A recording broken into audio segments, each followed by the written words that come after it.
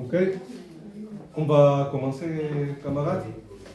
Soyez le bienvenus, vous tous, à ce meeting de la LTF. Que faire après le 10 et le 18 septembre?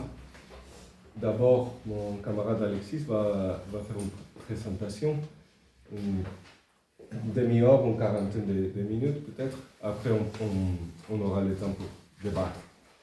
Donc, je lui donne la parole. Bonsoir chers camarades. Donc on est à 2 jours de la journée d'action du 2 octobre. Donc le thème de la rencontre de ce soir, c'est vraiment d'actualité. Quelles sont les tâches pour les révolutionnaires dans cette mobilisation et dans la période qui vient? Alors bien sûr, il faut participer à la journée d'action, et plus grosse elle sera, évidemment meilleure ça sera pour les travailleurs. Mais ça, ce n'est pas en soi ça qui distingue les révolutionnaires des bureaucrates, ni qui fera fondamentalement progresser la situation pour les travailleurs dans le contexte actuel. Évidemment, pour répondre à la question de ce qu'il faut faire, il faut avoir une vision correcte de la situation. Donc c'est pour ça qu'on vient de publier ce tract qui, à mon avis, donne le cadre général pour ce meeting. Je vous recommande aussi fortement le podcast qu'ont fait nos camarades Gabriel et Vincent. Il est indiqué là sur le tract avec le QR code pour y accéder directement. C'est très intéressant et en même temps, je pense que c'est assez marrant à écouter, donc je vous le recommande fortement, évidemment. Donc c'est notamment une polémique avec Révolution Permanente sur la situation en France. Alors on pense que c'est un débat particulièrement important et urgent à mener, notamment avec les militants du NPAR et de Révolution Permanente qui sont engagés dans une mobilisation presque hystérique pour la grève reconductible et même pour la grève générale. Alors évidemment, RP, le NPAR ne veulent pas que leurs appels à la mobilisation ressemblent simplement à ceux de l'intersyndicale en plus militant.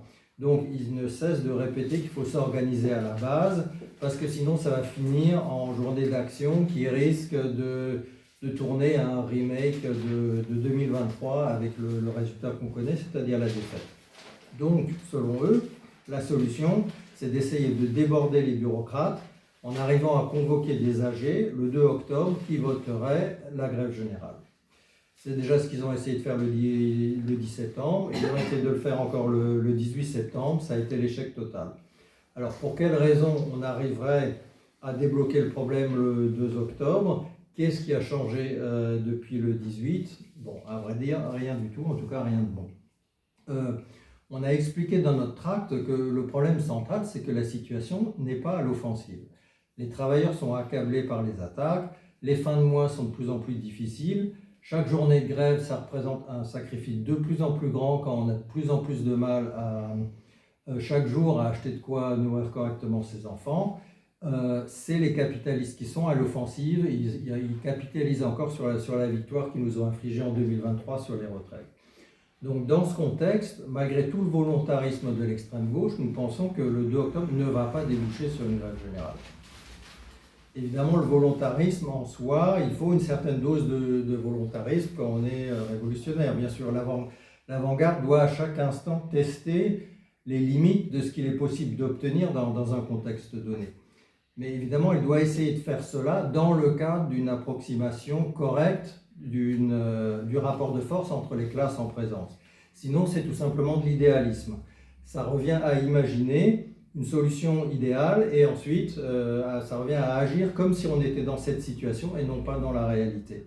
Il est évident que si on procède comme ça, on maximise les chances de faire des erreurs qui peuvent se révéler extrêmement coûteuses pour l'avant-garde et pour la classe en général. C'est le b.a.-ba du matérialisme.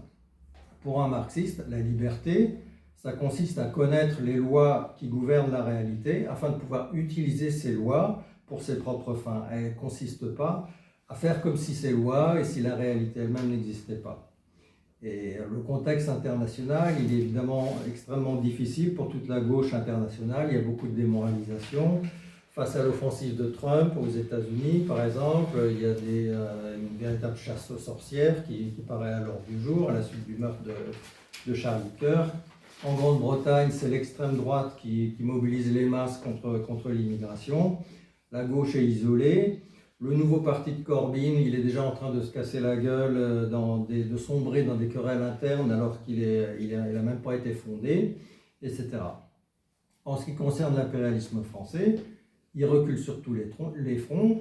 Il doit se battre avec l'énergie du désespoir pour ne pas sombrer encore davantage, alors que l'impérialisme américain multiplie les exigences auxquelles Macron n'a pas les ressources pour s'opposer.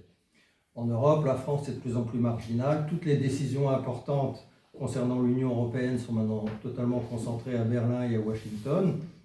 Et la seule possibilité pour l'impérialisme français de ne pas se faire pressurer encore davantage, enfin de son point de vue, c'est qu'il cherche à se montrer comme étant le laquais le plus servile de Trump. Bon, il est évident que la reconnaissance du soi-disant État de Palestine par Macron, ça ne change rien à cet égard, même si Roussel et Mélenchon pensent que c'est un grand pas en avant. Alors donc, en France, bon, évidemment, le mouvement, la grève le 10 et le 18, ça a été tout de même un relatif succès. Ça montre quand même certaines choses. Ça montre que la colère est vraiment grande dans la classe ouvrière. Mais pour transformer ça en offensive contre le gouvernement, il faudrait que les travailleurs aient un minimum de confiance qu'ils ont une chance au moins de gagner. Or là, au contraire, tout le monde sait que dans le meilleur des cas, les bureaucrates envisagent une répétition de la série de journées d'action de 2023. Moins les grèves reconductibles parce qu'elles s'annoncent dans aucun secteur et tout à un niveau beaucoup plus faible. C'est des choses dans les manifestations, le 10 et le 18 notamment, on a entendu ces dernières semaines chacun d'entre nous des commentaires de travailleurs qui nous disaient que c'est sûr qu'avec les journées d'action appelées par les syndicats, avec les manifestations de la Bastille ou de la République à la Nation, ça ne va pas suffire pour faire plier le gouvernement. Aussi, si on compare avec le début de la mobilisation de janvier 23, la manif du 18 par rapport à la première manif de janvier 1923, à Paris en tout cas, il y avait, je ne sais pas, peut-être 10 fois moins de monde. Si vous vous souvenez comment on était coincé gare de l'Est il y a 2 ans et demi par rapport au 18, en moins de 2 heures, tout le monde était parti de la place de la Bastille. Donc pourquoi est-ce que la même recette qu'en 2023, dans un contexte dégradé et à un niveau plus faible, marcherait cette fois-ci, alors qu'elle s'est soldée par la défaite en 2023? Alors, Révolution Permanente argumente que, ouais, quand même, il y a une crise politique. Bon, c'est évident que le gouvernement est extrêmement faible. D'ailleurs, il n'y a même pas de gouvernement. Ça fait maintenant plus que 3 semaines que ça dure. Et le cornu, il va peut-être même tomber avant d'avoir pu nommer son gouvernement. Bon. Mais qu'est-ce qui va se passer à ce moment-là? En toute logique, Macron convoquera de nouvelles élections et cette fois-ci, Le Pen a d'excellentes chances d'obtenir une majorité absolue ou en tout cas de pouvoir gouverner avec les Républicains. C'est vraiment l'extrême droite qui a le vent en poupe, c'est elle qui profite de la crise politique et pas l'extrême gauche. Donc si dans ce contexte, l'extrême gauche française part à l'offensive, et même admettons qu'il y ait 1 ou 2 secteurs qui, pour leur malheur, en quelque sorte, suivent les consignes de RP ou du NPAR, qu'est-ce qui va se passer? Ces secteurs vont partir en reconductible de façon complètement isolée, et tous les militants qui se seront mis en avant risquent de se retrouver soumis à une répression renforcée. Pour ceux qui connaissent l'histoire du mouvement ouvrier français, moi, ça m'a rappelé, un des trucs auxquels on peut se rappeler, c'est la grève générale du 30 novembre 1938. Donc c'était après la fin du Front populaire. Les radicaux s'étaient retournés contre leurs alliés de la SFIO et du PC, ils étaient passés à droite, et le gouvernement lui-même était de plus en plus droitier. Donc en 1938, la bourgeoisie, elle avait eu grand peur en juin 1936, donc elle était vraiment 2 ans plus tard à l'offensive. Sur toute la ligne. Et dans cette situation, elle avait fait une nouvelle provocation avec, je crois que c'était des lois anti-ouvrières. On peut peut-être comparer au projet de budget de Bayrou. Et le PCF avait appelé à une grève générale contre ça. Ça avait été préparé en dernière minute, alors que la classe ouvrière était démoralisée par les trahisons du gouvernement. Du Front populaire, quoi, et ça s'est soldé par une cuisante défaite Dans la foulée, il y a eu des milliers de licenciements. Pratiquement tous les rouges ont été virés des entreprises et ils ont été foutus sur des listes noires patronales. Et ça a été en quelque sorte, la voie était libre pour la bourgeoisie pour entrer dans la guerre.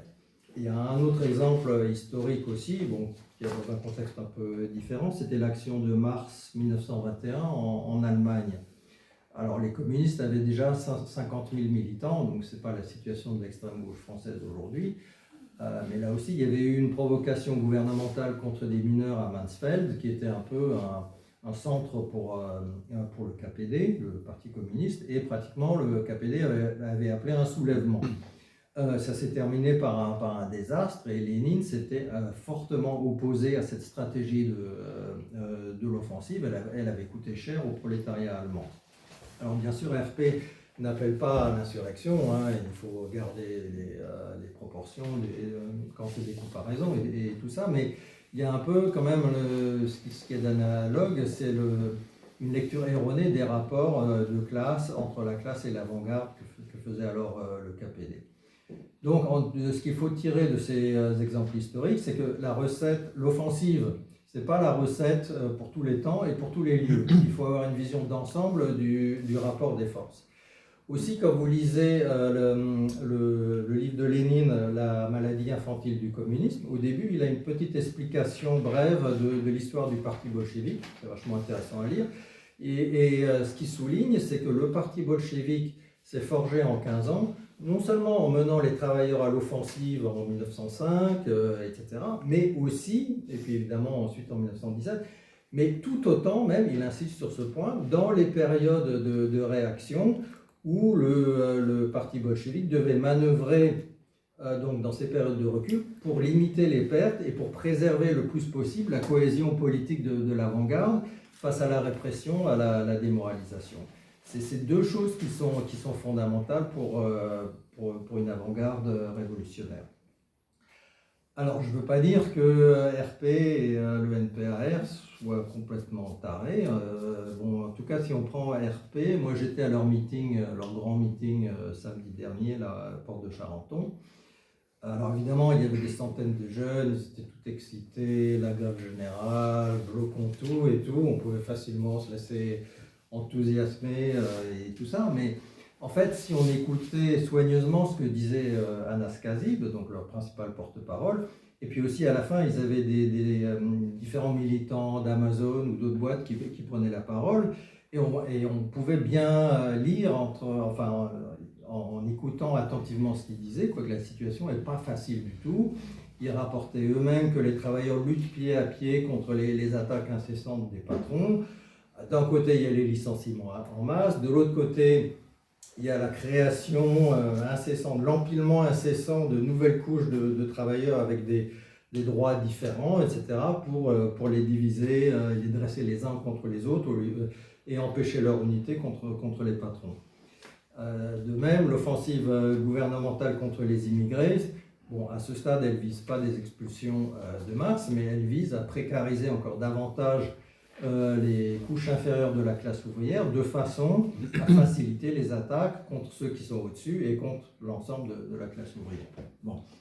Donc pour revenir à ce meeting de révolution permanente, si on avait un cadre matérialiste, on pouvait bien voir le gouffre entre la réalité, même telle que la voient certains des militants et des sympathisants de RP, et d'autre part le programme qu'eux-mêmes ils avancent, qu'il faut foncer tête baissée dans la grève reconductible et la grève générale. Donc cette perspective elle va s'évaporer très prochainement, ça ne va pas tarder je pense. Donc inévitablement une bonne partie de ces jeunes petits bourgeois radicalisés, ça va les démoraliser, ils vont laisser tomber et ils vont commencer à se préoccuper de faire carrière dans ce monde réactionnaire. C'est la cause de la révolution qui va en souffrir et on aura perdu toute une génération de jeunes. Donc c'est pour ça qu'on appelle vraiment RP notamment à redescendre sur Terre en toute urgence. C'est vraiment important. De plus, c'est un argument qu'on fait aussi dans notre tract, Les appels à tout bloquer, ça prête le flanc aux accusations de Retailleau et compagnie que l'extrême gauche, c'est simplement une bande de dangereux anarchistes.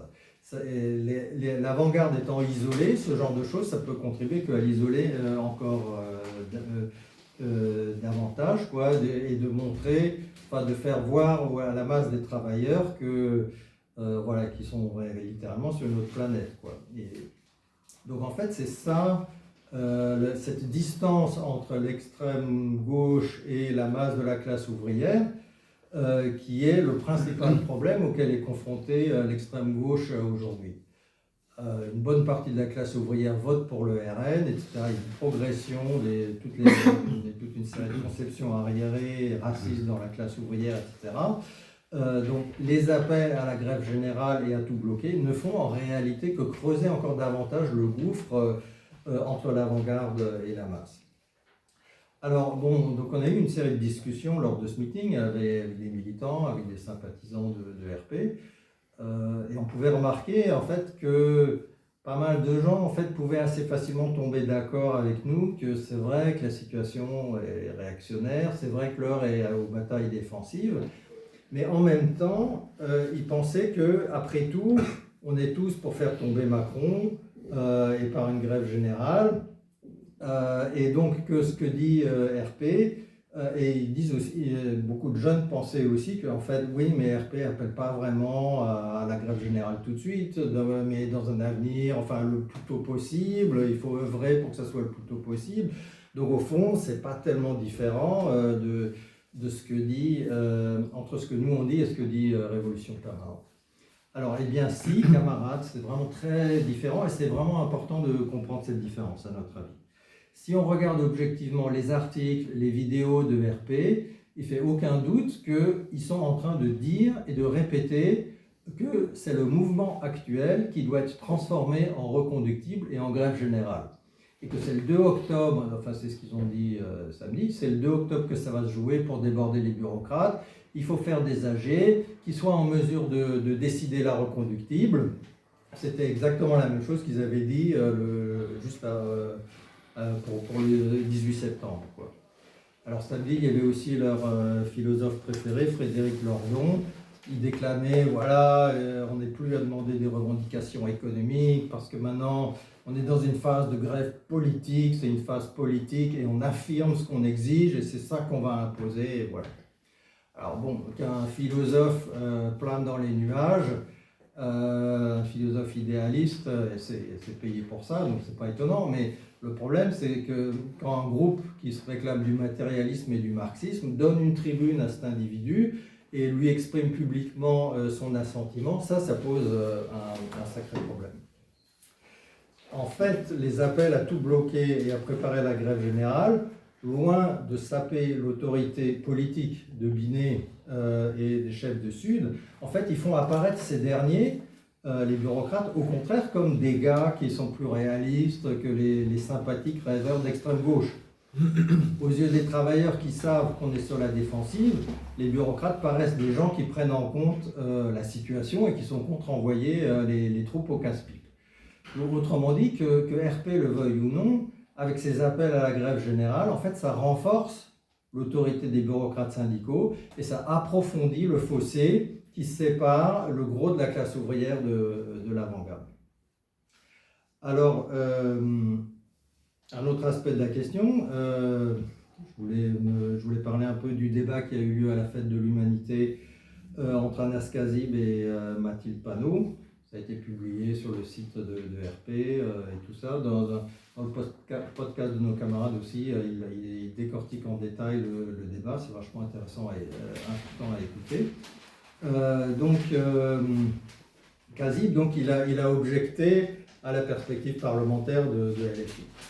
Il disait, ouais, mais destituer Macron par la voie électorale, ça risque de mal finir, ça risque de tourner à la victoire du RN, à la présidentielle, tout ça. D'ailleurs, Kazib, il a répété ça samedi dernier. Le NPAR dit plus ou moins la même chose, encore qu'eux, ils le formulent d'une façon, disons, pas très intelligente, parce qu'ils donnent à penser qu'en fait, eux, ils sont contre une destitution de Macron. pas très intelligent de dire ça. Nous, évidemment, on serait très heureux aussi qu'une grève générale fasse sauter Macron, là n'est pas la question. Et RP a tout à fait raison de souligner que mieux vaudrait ça qu'une dissolution ordonnée par Macron dans le but de passer la main au RN. D'ailleurs, il y a un bouquin qui vient de sortir du correspondant parlementaire du Figaro, et le mec, il affirme catégoriquement, Wally Bordas, il s'appelle, il affirme catégoriquement que Macron avait déjà fermement l'intention, quand il a dissous le Parlement en 2023, de donner les clés de Matignon au RN. Et dans le pire des cas, il y aurait le Front républicain et les macronistes resteraient au pouvoir. Bon, parce que c'est clair que la bourgeoisie, elle est en train de se préparer à donner les clés de Matignon et de l'Élysée à Le Pen. Évidemment, elle est en train de prendre ses garanties que le RN va bien attaquer sauvagement l'ensemble de la classe ouvrière et pas seulement les minorités.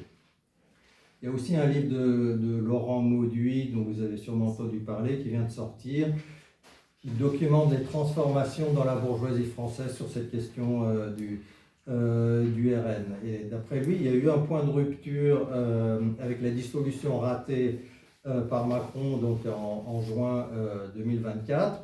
Bon, parce qu'évidemment, Macron, il a fait ça à l'improviste dans le dos de Bernard Arnault et du reste de ses chefs. Donc évidemment, eux, ils étaient furieux de ne pas avoir été consultés. Et jusqu'alors, en fait, la bourgeoisie se méfiait du populisme du RN et elle pensait que le RN, de toute façon, c'est des ânes, c'est des intrus de classe, en fait. Et puis, alors que Macron, évidemment, c'est un des leurs, il était à la banque Rothschild et tout ça, quoi. Il y a d'un côté, vous avez Le Pen avec ses chats et sa base à Hénin-Beaumont, n'est-ce pas? C'est pas le même monde que Bernard Arnault et ces sculptures de Jeff Koons qui valent des dizaines de millions et tout ça, quoi. Bon. Donc, voilà, donc la bourgeoisie est en train de se réorienter, comme elle l'a déjà fait aux États-Unis ou en Italie. Les jours de Macron sont comptés. Et Anas, donc, il disait que, bon, il vaut mieux le destituer par la grève générale. Et en plus, d'après lui, du coup, l'intérêt de la grève générale, c'est que non seulement on va se débarrasser de Macron, mais aussi de Le Pen, et enfin de tous les présidents de la République, puisqu'on aura une nouvelle République sans président ni Sénat. Donc le risque de Le Pen aura disparu, et ben voilà, tout sera nickel, quoi. Évidemment, ça peut paraître séduisant, ça nous débarrasserait à la fois de Macron et de Le Pen. Bon, le premier problème, évidemment, c'est de savoir si c'est réaliste d'envisager dans l'immédiat une grève générale qui destituera Macron.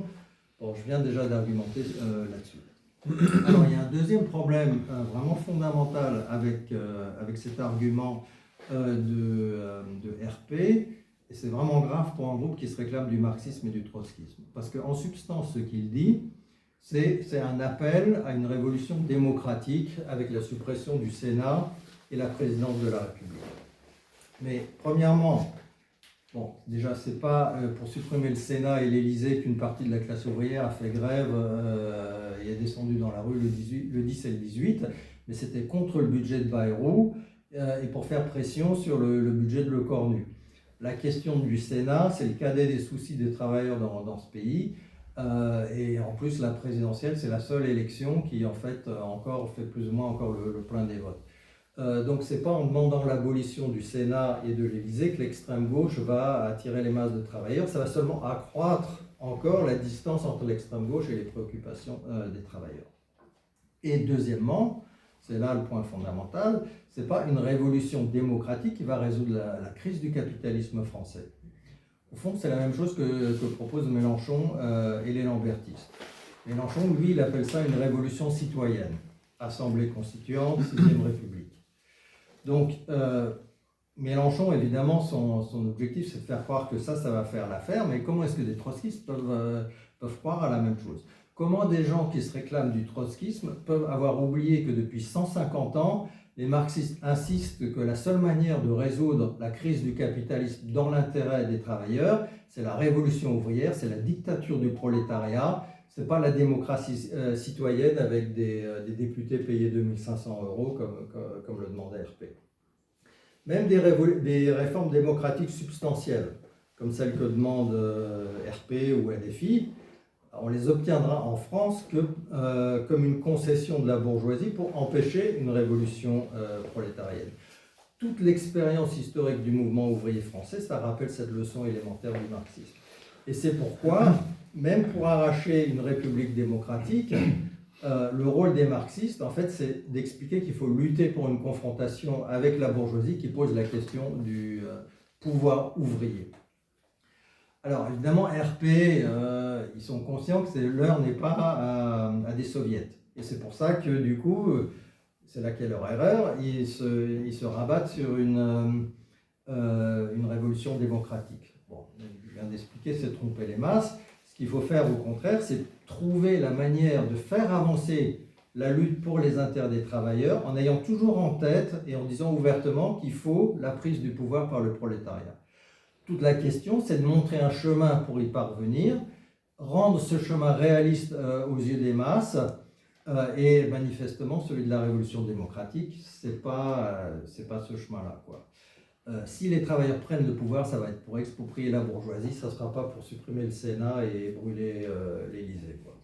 Alors, comment est-ce que RP pense sérieusement qu'avec ce genre d'argument, les jeunes mélenchonistes vont trouver que la voie de RP est plus réaliste pour dégager Macron et la Ve République que celle de Mélenchon? Ça, c'est vraiment une question pour les militants de RP. En fait, au contraire, les jeunes mélenchonistes vont penser que les gens de RP, bon, ils sont sympas, mais ils sont totalement irréalistes et que la voie parlementaire, c'est évidemment quelque chose de plus sûr. Et là aussi, on voit qu'en dernier ressort, en fait, RP ne combat pas les illusions dans le mélenchonisme, mais à son insu, au contraire, elle travaille pour Mélenchon. Elle accroît encore la distance par rapport aux préoccupations des masses travailleuses. Alors, une chose est remarquable aussi avec tous les arguments de RP et du NPAR sur les mélenchonistes, dans la mesure où ils en ont, ce qui n'est pas toujours le cas, c'est qu'ils sont incapables de traiter avec la radicalité des mots d'ordre de Mélenchon. Mélenchon, littéralement, il a dit là, je ne sais plus quand, début septembre, il faut tout bloquer, il faut dégager Macron. Que demander de plus, n'est-ce pas? Que demande RP de plus? Ok, il demande d'en finir avec le Sénat et la présidence de la République, alors que Mélenchon demande à être élu président pour être le dernier président de la 5e qui en finirait avec la 5e République, et qui ferait une assemblée constituante. Vous croyez qu'il y a une telle différence que ça, que les électeurs de Mélenchon vont trouver ça tellement différent au point qu'ils vont voter pour un obscur petit parti trotskiste plutôt que pour le tribun Mélenchon, qui aura très certainement plusieurs millions de voix aux prochaines élections?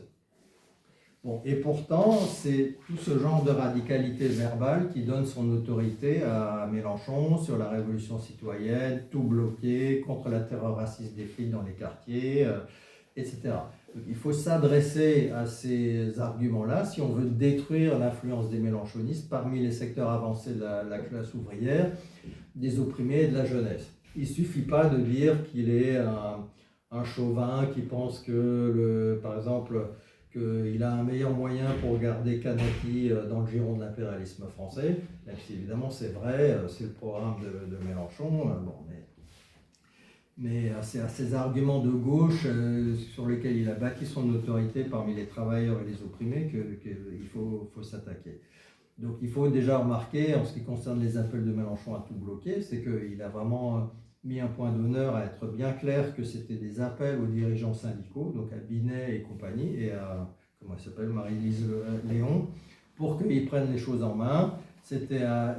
Autrement dit, quand Mélenchon il appelle à tout bloquer, ce que ça veut dire en réalité, c'est que Binet et Sud organisent avec la CFDT une journée d'action réussie. C'est ça que Mélenchon... il avait appelé c'était quand, le 7 mars 2023, j'ai oublié la date, mais il y avait aussi un jour, là, il y a 2 ans, il avait appelé à tout bloquer. C'est pas quelque chose de nouveau, on a vu le résultat, quoi. Donc, ce genre de journée d'action où tu as Mélenchon qui s'agite avec RP pour tout bloquer, en réalité, c'est pas du tout la même chose qu'une grève générale. Et en fait, c'est un obstacle sur la voie d'une véritable grève générale qui implique de faire exploser le carcan des bureaucrates. En 2023, c'était un contexte totalement différent. Il y avait des millions de personnes dans la rue. À ce moment-là, on a essayé de faire exploser ce carcan des bureaucrates. On a appelé à des occupations partout. au plus haut de l'agitation, quoi. Si l'extrême gauche s'en était saisie, dans quelques endroits stratégiques où l'extrême gauche a une véritable influence, une autorité politique parmi les travailleurs, ça aurait pu faire boule de neige, comme ça avait été le cas en mai 68. Ça avait commencé avec une occupation d'usines à Nord Aviation à Nantes et à Renault à Cléon, et ça avait fait boule de neige. Bon, mais la situation est vastement différente de ça aujourd'hui. Aucun secteur n'est prêt à se mettre ainsi à l'avant-garde, parce que chacun peut ressentir qu'il serait complètement isolé. Et d'ailleurs, Skianas Kazib appelait à l'occupation du poste, je ne sais pas, qui contrôle le RERB, par exemple, puisque lui il travaille à la SNCF au Bourget, avec les 20 travailleurs qui le suivent. Qu'est-ce qui se passerait? Les flics arriveraient, ils le foutraient en prison avec des accusations de terrorisme, et voilà ce qui se passerait. Donc, c'est aussi pour ça que il n'y a eu aucune occupation de lancer, quoi. Bon. Alors, deuxièmement, les mélanges chauvinistes appellent à la destitution de Macron et à de nouvelles élections présidentielles. Alors, à la fête de l'UMA, donc ce que répondait Anas Kazib, la dirigeante insoumise Mathilde Panot, c'est que bon, les élections, ça risque de ramener Le Pen. Bon, ça c'est vrai, c'est un éclair de lucidité dans le délire de RP. Mais évidemment, on serait pour destituer Macron pour une grève générale. Même si dans la foulée Le Pen était élu, ça serait toujours moins pire que si si Macron était simplement destitué parce que Bernard Arnault a décidé de se débarrasser de lui et de mettre Le Pen à la place. Mais la question, c'est de savoir si cette grève générale, c'est un plan réaliste ou pas. Bon, alors, j'en viens maintenant un peu tardivement peut-être au cœur de ma présentation, à mon avis, c'est-à-dire, une fois qu'on a bien compris que le principal problème, c'est ce gouffre qu'il y a entre la classe ouvrière et l'extrême gauche, et que les appels à la grève générale et à tout bloquer, en fait, contribuent pas à résoudre ce gouffre, mais au contraire l'élargit. Donc c'est ça la tâche qui est essentielle aujourd'hui, c'est de combler ce fossé, de reconstruire l'unité de la classe ouvrière. Alors, est-ce que lutte ouvrière nous aide de ce point de vue? Ça, c'est la question suivante. C'est clair que LO a une vision beaucoup plus sobre, beaucoup plus réaliste de la situation, sans doute parce qu'ils ont une implantation aussi beaucoup plus significative dans le prolétariat. Et pourtant, nous, on pense que leurs discours sont tout aussi décalés, bien que d'une manière très différente de RP et du NPA. Ils comprennent que la situation est réactionnaire, que le moment est à la défensive, mais les conclusions qu'ils en tirent sont tout aussi erronées. Elles les empêcheront aussi de gagner de l'influence contre les bureaucrates syndicaux et les mélanchonistes. Voilà pourquoi. Fondamentalement, ce qu'ils disent, c'est que la classe ouvrière est trop arriérée politiquement en ce moment pour qu'on puisse lui donner une perspective de lutte concrète qui puisse faire avancer ses intérêts. Pour LO, il faut lutter au niveau des idées des travailleurs, en prêchant la beauté de l'idéal communiste et en disant aux travailleurs qu'il va bientôt y avoir la guerre, qu'il faut se préparer à ça, qu'il faudra tenir le coup et qu'après il y aura la révolution et qu'il faut qu'il y ait un parti pour ça. Bon, je baptise un petit peu, mais c'est ça un peu le cœur de leur vision des choses. En fait, ça c'est une autre forme d'idéalisme qui renvoie à la préparation idéologique de la classe ouvrière d'une façon séparée des luttes quotidiennes des travailleurs. En quoi ça, les discours abstraits de LO sur la guerre aident les travailleurs à se dépêtrer des sables mouvants dans lesquels ils s'enfoncent tous les jours? LO ne peut pas répondre à cette question. Et de manière concrète sur le terrain, en fait, ils se contentent souvent simplement de relayer les appels des bureaucrates aux journées d'action. Et de l'autre côté, ils essayent de conjurer des comités de lutte pour contester la direction des bureaucrates. Et au fond, c'est tout à fait comme RP avec ses AG qui doivent désigner des comités de préparation à la grève générale. Alors, on est allé plusieurs fois aux assemblées générales de cheminots Gare du Nord. C'est LO, ça fait des années que c'est eux qui dirigent l'AG des cheminots de Gare du Nord. On a pu constater qu'effectivement, LO était en fait incapable de mener un débat polémique avec RP Et la dernière AG, le 18 septembre, ça a fini en une espèce de chamaillerie de bas étage sur la composition du comité de lutte. Et finalement, RP a décidé de boycotter parce qu'ils n'allaient pas avoir le contrôle du comité. Enfin, c'était assez sordide. Bon. Donc, en fait, sur le fond, LO, le NPAR ou RP, ils ont tous le même fétiche sous différentes appellations.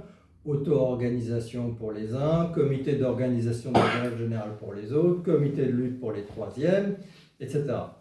Encore samedi dernier, on a des camarades qui étaient au grand meeting de LO de rentrée avec Mercier et Artaud.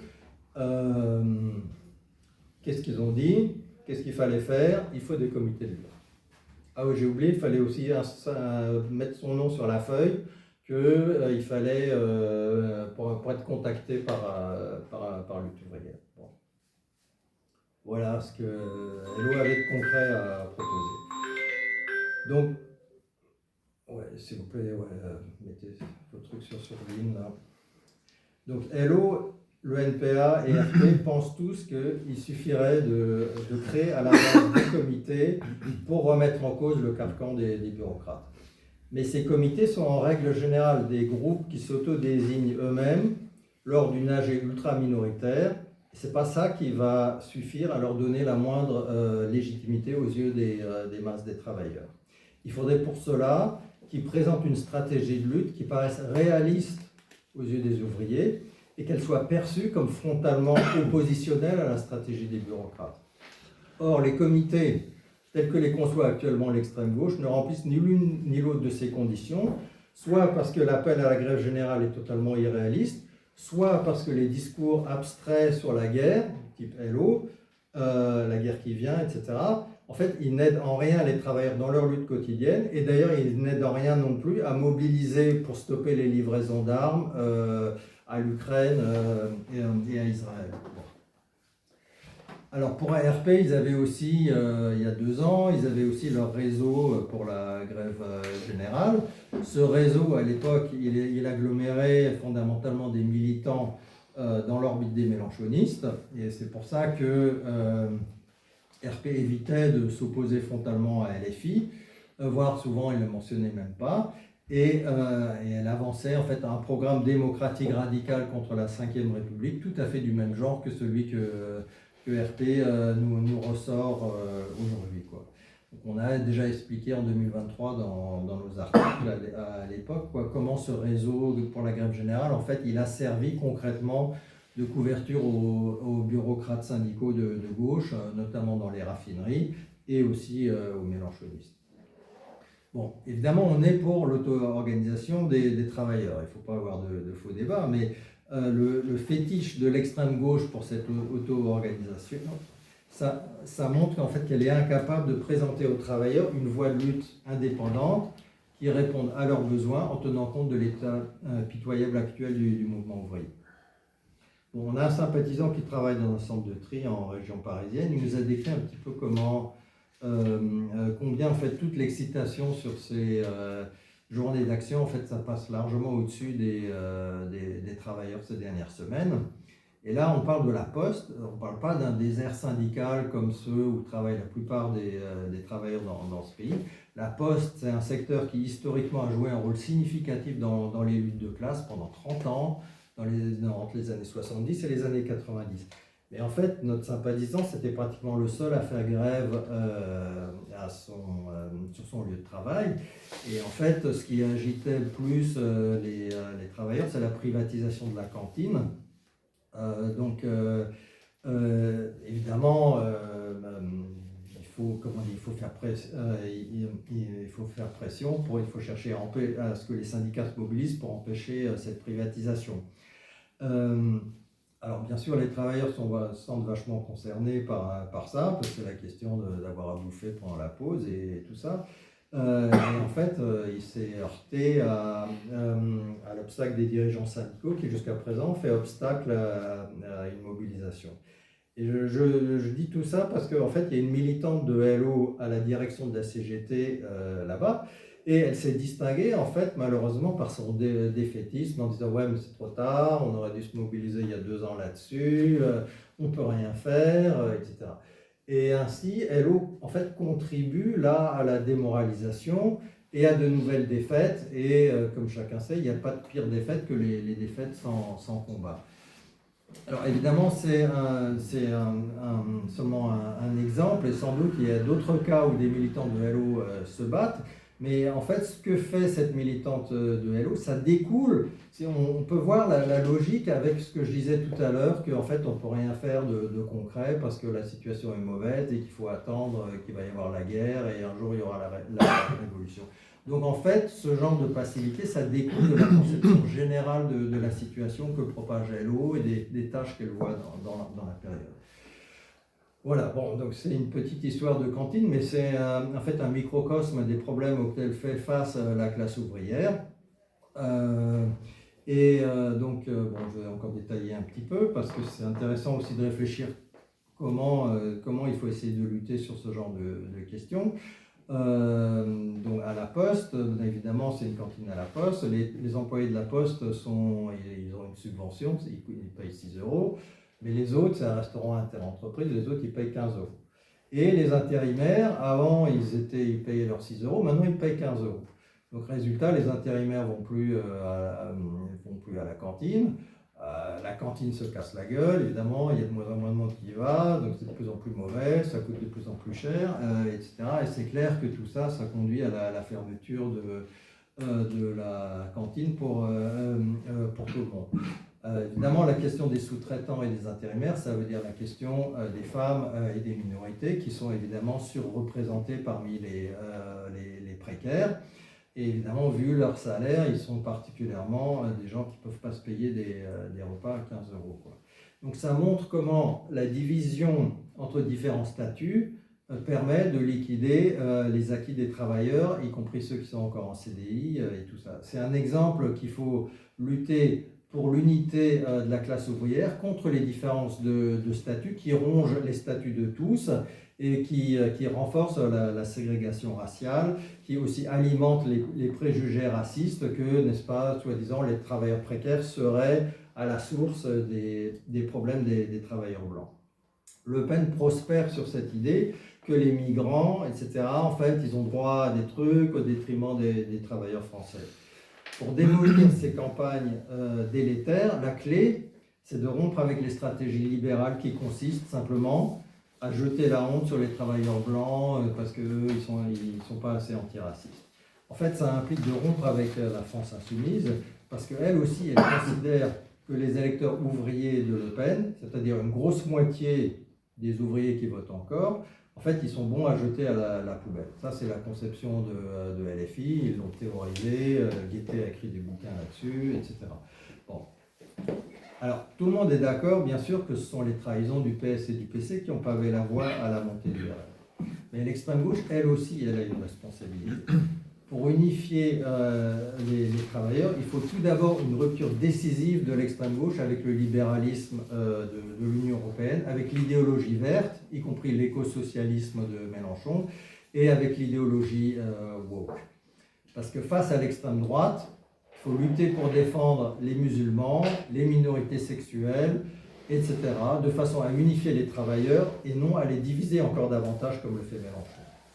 Alors, ce qu'il faut, donc, c'est unifier la classe ouvrière en montrant, même dans les luttes les plus infimes comme celle de la cantine dont je viens de parler, qu'en fait, il faut lutter pour l'accès de tous aux mêmes droits, et ça permet de couper l'herbe sous le pied des tactiques de division patronale et de faire remonter les droits de tous. Même si on prend le thème central des bureaucrates et de la gauche, si on se rappelle, c'est-à-dire la suspension ou le retrait de la réforme des retraites, hein, c'est ça qui est l'heure du jour des mobilisations. Bien sûr, il faut lutter pour ça. Mais en soi, ce n'est pas une question qui permet vraiment l'unité des travailleurs et des opprimés, parce que la plupart des jeunes des quartiers, aujourd'hui, ils ont des boulots précaires, c'est auto-entrepreneuriat, etc., jusqu'à 30 ans passés. Donc ils savent que de toute façon, la retraite, à l'époque, j'aurais parlé de la retraite pour les morts, ils savent que le moment de la retraite, ça sera le moment où ils vont au cimetière, quoi. Et c'est d'ailleurs pour ça que, en fait, si on se rappelle 2023, les jeunes des quartiers n'étaient pas en pointe dans la lutte. Donc pour mobiliser aussi les quartiers pour une vraie retraite à 60 ans pour tous, il faut mettre en avant aussi d'autres revendications, y compris le retour à 35 annuités comme dans les années 90, etc. Bon. Malheureusement, on est dans une situation aujourd'hui où seule l'avant-garde lutte pour ce genre de choses élémentaires. La vision des bureaucrates, c'est de défendre les droits des travailleurs qui sont au statut en sacrifiant ceux des autres et en espérant que ça va favoriser la mansuétude des patrons. Mais en réalité, bien sûr, ça encourage les patrons à attaquer encore plus les droits de tous en visant ostensiblement ceux qui sont plus précaires. C'est en menant ce genre de lutte défensive que peu à peu sur le terrain de la lutte de classe, on va commencer à construire un véritable pôle des révolutionnaires qui soit vu comme une alternative crédible face aux bureaucrates. Alors la même question se pose au niveau parlementaire. Le NPAR ne veut pas entendre parler d'élections, hein, j'en ai entendu parler tout à l'heure, il pense que la grève générale doit tout résoudre, mais il n'empêche que Macron va très vraisemblablement dissoudre à nouveau le Parlement dans les jours ou les semaines qui viennent. Et on va se retrouver avec une situation assez semblable à celle de l'année dernière, avec un RN encore plus fort, et les mélenchonistes qui vont à nouveau jouer un rôle de sauveteur pour maintenir au-dessus de la ligne de flottaison les pourris du PS et des Verts et du PC que détestent les travailleurs. Donc la première tâche sera de présenter une opposition ouvrière au mélenchonisme. Est-ce que l'extrême gauche sera à la hauteur de la tâche ? Alors RP a envoyé un courrier, ils ont eu un congrès RP au début de l'année, ils ont envoyé un courrier ensuite au NPAR et à LO pour proposer des collaborations, y compris au niveau électoral. Je pense que c'était manifestement pour la forme qu'ils ont fait ça, parce qu'on n'a plus jamais entendu parler de leur lettre, ils ne sont pas revenus à la charge avec, et les autres n'ont jamais mentionné qu'ils avaient même reçu la lettre, ou bien etc. Donc, est-ce que l'extrême gauche va être en mesure de présenter un front unique pour une liste commune au niveau national qui soit un véritable pôle ouvrier contre LFI? C'est ce qu'on avait proposé nous l'année dernière, on a lutté pour ça. Certainement on avancera des choses similaires cette année. C'est clair que personne dans l'extrême gauche a fait le moindre travail pour faire le bilan du fiasco de l'année dernière, où toute l'extrême gauche s'est retrouvée au deuxième tour, a appelé à voter pour LFI, voire pour d'autres composantes du NFP, ou bien à légitimer ce vote, comme l'a fait Lutte ouvrière, en disant qu'il ne fallait pas se gêner pour voter pour le NFP. Donc, l'extrême gauche aujourd'hui, elle est isolée sur son nuage, pendant que la classe ouvrière trime au fond de la mine. C'est ça la situation qu'on a aujourd'hui. C'est ce problème qu'il faut d'abord résoudre si on veut que les travailleurs répondent aux appels à passer à l'offensive. Donc ça exige de prendre la classe ouvrière là où elle est, empêtrée dans des luttes pied à pied pour essayer de se défendre contre les coups qui pleuvent de tous les côtés.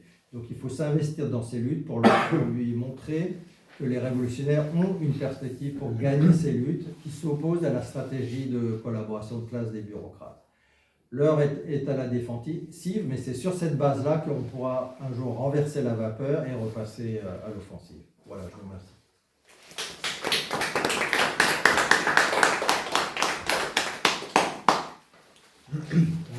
Merci. On passe à la période du débat. Je propose que tous ceux qui veulent prendre la parole le font pour un espace pour 3 minutes pour nous assurer que tout le monde ait l'opportunité de participer. Donc, quelqu'un veut prendre la parole?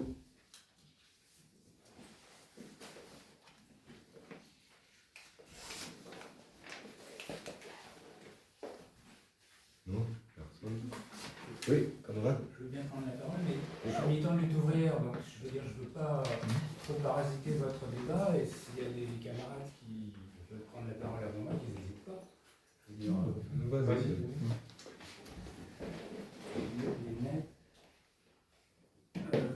Donc moi je suis venu surtout parce que j'ai vu le tract que vous avez distribué au meeting qu'on a fait, et il y a des choses que j'ai du mal à supporter. Je parle pas des divergences politiques, hein, je parle de la manière de s'exprimer.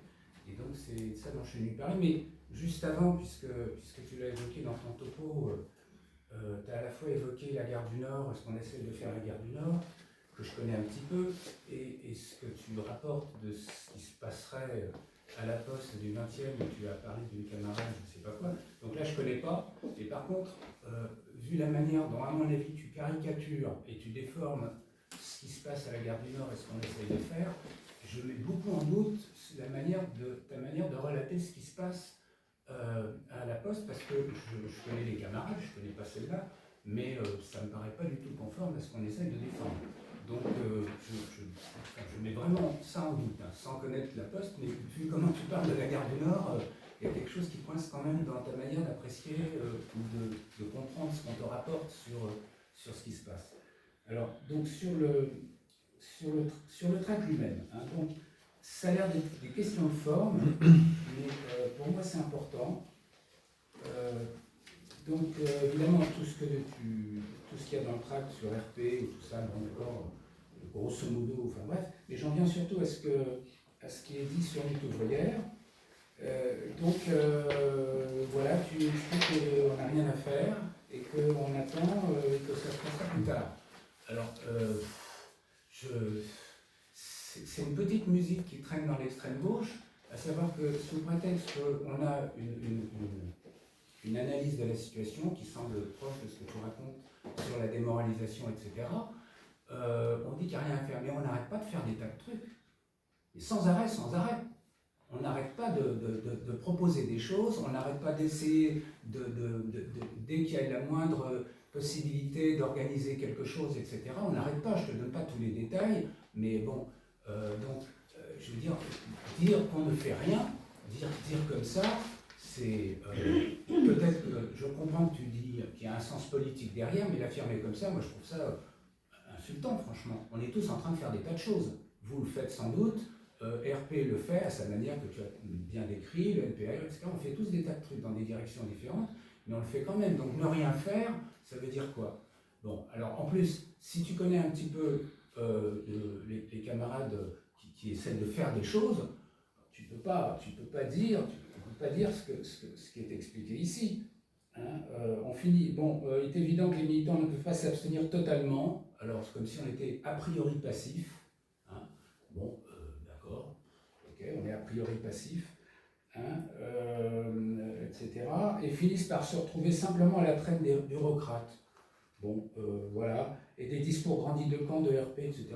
C'est une caricature, c'est même pas une caricature, ça n'a pas de sens, si tu veux. Hein, dans tout. On n'est pas beaucoup implanté dans la classe ouvrière, mais les quelques endroits où on a des camarades qui sont en situation de faire quelque chose, ben justement, c'est exactement pas ça qu'ils essayent de faire. Bon, et en particulier vis-à-vis des bureaucraties syndicales, on essaye partout d'essayer d'organiser les travailleurs pour se méfier, parce que le danger actuellement, c'est les directions syndicales. On en parlera, ça c'est un point de discussion politique, hein, donc, parce que je vois qu'on n'a pas les mêmes orientations là-dessus. Mais dire qu'on est passif, qu'on ne fait rien, et puis que quand vraiment il faut absolument faire quelque chose, on le fait, etc. Franchement, je trouve ça... Ça c'est très vraiment bien. presque insultant, si tu veux, enfin bon, etc. Mais alors, ça fait 3 minutes quand même. Pardon? Ça fait déjà 3 minutes. Ben, finis ton argument, quoi, mais bon. Alors en effet, je vais juste terminer sur un dernier truc qui me choque beaucoup.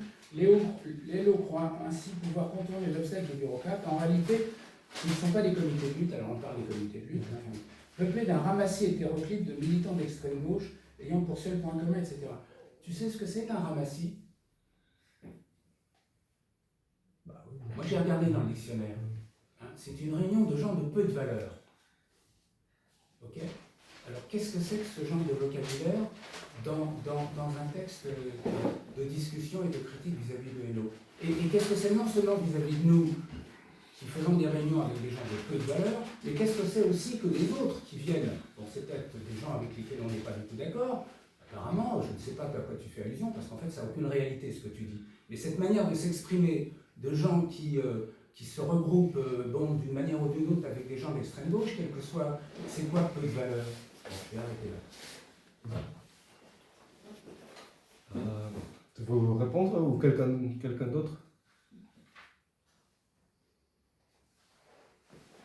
Pas pour le moment.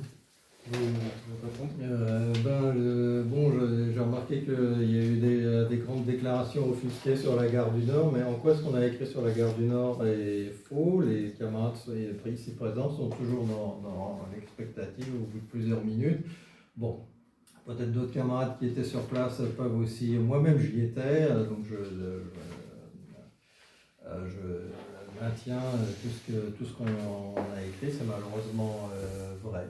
Et donc le problème, c'est que ces comités de lutte, ça a été ça, j'ai dit, t'as pas relevé ça non plus, sur le fait, tu n'as pas mis en cause en fait ce qu'on a dit sur le meeting de Mercier et Artaud. Fondamentalement, tout ce que Lutte ouvrière a proposé, c'est de créer des comités de lutte.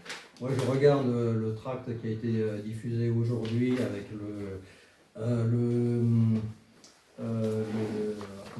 l'édito de la semaine de Nathalie Artaud. Pareil, voilà, on peut le circuler si vous voulez, vous pouvez lire, voilà, la situation est mauvaise, voilà, c'est cette politique qu'un jour il faudra combattre, un jour on va faire tomber, c'est quoi? Mais arrivera le moment, aujourd'hui la bourgeoisie crie, juste la conclusion, la bourgeoisie crie avant d'avoir reçu les coups qu'elle mérite. Mais arrivera le moment où les travailleurs auront la volonté de lui arracher sa fortune mal acquise et la feront tomber de son piédestal. Et ce jour-là, oui, la bourgeoisie aura une bonne raison de mourir de trouille. Point d'exclamation, signature de Nathalie Artaud, point final. Et donc, à part ça, qu'est-ce qu'il y a? Donc, ben voilà, il y a le 2 octobre, c'est mentionné dans l'avant-dernier paragraphe. C'est une occasion à saisir pour se faire entendre au moins autant que le patronat. Donc si ça correspond en fait à un programme de lutte concret, je crois que tes plusieurs minutes d'intervention sont insuffisantes pour nous éclairer sur cette question. Et c'est pour cela que fondamentalement ce que fait Lutte ouvrière, enfin j'ai donné deux anecdotes, un dans un centre de tri, c'est pas Paris 20e, l'autre à la gare du Nord. En fait, ça découle de la conception de Lutte ouvrière. Il tire cette conclusion programmatique du fait que la situation est réactionnaire. On est d'accord que la situation est réactionnaire, mais pour des révolutionnaires, ça ne veut pas dire qu'il ne faut rien faire. Tu as dit les travailleurs s'agissent, les militants de Lutte ouvrière s'agissent. Je suis absolument, pas besoin de me convaincre, je peux l'affirmer haut et fort que les militants de Lutte ouvrière sont très très dévoués. Ils sont profondément convaincus, etc. Là n'est pas la question. La question, c'est que leur programme les mène à la passivité politique et donc ils se retrouvent ballottés entre d'un côté les bureaucrates syndicaux qui mènent la danse et de l'autre les gauchistes, entre guillemets, à la RP qui s'agitent pour la grève générale, etc. Et Lutte ouvrière n'est pas capable de mener une bataille politique pour donner une direction aux travailleurs sur ce qu'il faut faire. Lutte ouvrière a fait, quand il y a eu les appels à la grève reconductible, moi j'étais, je ne t'ai pas vu d'ailleurs, mais moi j'étais aux AG au mois de décembre dernier quand il y a eu la grève reconductible. C'était pathétique. Et Lutte ouvrière était là, comme le reste de l'extrême gauche, à demander, on va faire la grève reconductible, etc. Alors que le soir même, la grève était terminée. Parce que Lutte ouvrière est incapable de mener vraiment une lutte politique pour confronter la bureaucratie syndicale. Tout ce qu'elle cherche, c'est à espérer que des comités de lutte comme ça, par miracle, vont évacuer le problème.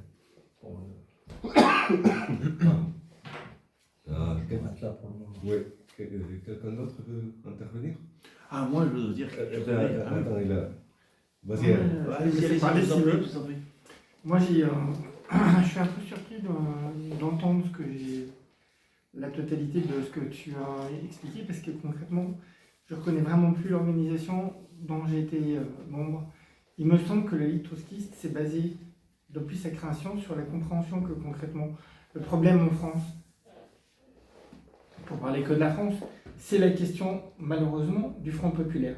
Or, concrètement, toutes les organisations qu'on appelle l'extrême gauche, que vous appelez l'extrême gauche, n'ont en fait qu'une seule chose fait depuis, on va dire, au minimum la fin des années 70. Ils ont toujours servi à rabattre vers la gauche et donc vers la bourgeoisie. C'est le fond non même, mais vous utilisez plus ce terme de la chaîne syphilitique qui mène justement à ce niveau-là. Et la perspective que vous avez, c'est de donner des conseils à ce qu'il faut faire à des mecs que vous avez vous-même dit que lors des dernières élections, ils ont ramené à aller voter pour LFI et le nouveau Front Populaire. Donc où aller les perspectives, je ne la vois pas. Deuxième point, concrètement, il n'y a pas un mot dans toute la présentation sur ce qu'on appelle un élément du programme de transition. Où est-ce que vous avez un seul mot d'ordre transitoire? Il n'y en a pas un seul. Vous vous contentez d'arguments qui sont que des arguments strictement économistes. Si c'est ça, concrètement, la perspective que vous donnez, je pense qu'à un moment donné, il faut tirer les leçons. Il faut arrêter avec le mot trotskiste, il faut arrêter avec le mot communisme, il faut arrêter de se revendiquer de l'héritage du spartacisme et dire que concrètement, maintenant, vous faites partie du problème. Voilà, j'ai terminé. Oui. Quelqu'un d'autre? Tu voulais... Moi, je voulais juste dire, oui, que ce qu'il faut comprendre aussi, c'est qu'en fait, par exemple, moi, je suis membre du Parti communiste. Mais là où moi je suis à Issy-les-Moulineaux, c'est pour dire qu'il y a des communes où la pression de droite est tellement forte. Nous, notre maire, il est réélu à 60% chaque fois qu'il se représente. C'est-à-dire qu'il est divers droite, quoi. Mais ça veut dire que et par exemple, moi, j'aime bien lutte ouvrière, mais lutte ouvrière, il n'y a pas de lutte ouvrière à Issy-les-Moulineaux. Vous voyez, il faut comprendre aussi la difficulté de la lutte, quoi, face à la droite, quoi. C'est pas facile, quoi. C'est vraiment pas facile, quoi. Voilà, c'est juste pour dire ça. Ok. Quelqu'un d'autre? Oui, vas-y. Ouais. L'intervention de l'ex-membre montre exactement à quel héritage, basé sur simplement des formules et des mots qui sont complètement creux, il s'approche. En fait, toute la présentation du camarade a montré effectivement qu'est-ce qui compte, qu'est-ce qui constitue effectivement le Front populaire. Le mot n'a pas été utilisé, donc le camarade est offusqué, mais bon, c'est quoi lutter contre l'influence de LFI dans le mouvement ouvrier? Qu'est-ce que ça veut dire? Qu'il faut lutter pour une perspective révolutionnaire, pour vaincre les bureaucrates et LFI qui sont effectivement l'obstacle pour un pôle indépendant de la classe ouvrière. J'ai l'impression que ce gars-là, il vit sur notre planète comme le reste de l'extrême gauche.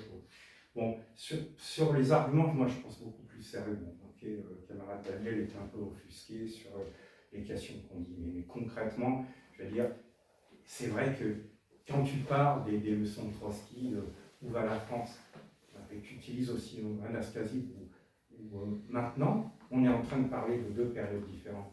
On parle, quand Trotsky s'adressait à ce moment-là sur les questions de grève générale, et on était un mouvement ouvrier qui était à l'ascendance et pratiquement à la porte du pouvoir. Il s'agissait de dégager les obstacles politiques dans une situation où la classe ouvrière était à l'offensive. Aujourd'hui, lutte ouvrière aussi reconnaît ça, que la classe ouvrière est en repli. Donc comment on fait? Comment on fait effectivement pour en arriver à qu'elle repasse à l'offensive? Et moi je pense que le tract, à un moment, il répond très bien. Déjà, il faut déjà arrêter l'offensive qui est en cours et reconnaître qu'il y a une offensive qui est en cours, parce qu'après, à la grève générale, ça devient comment dans ce truc-là, c'est schizophrénie.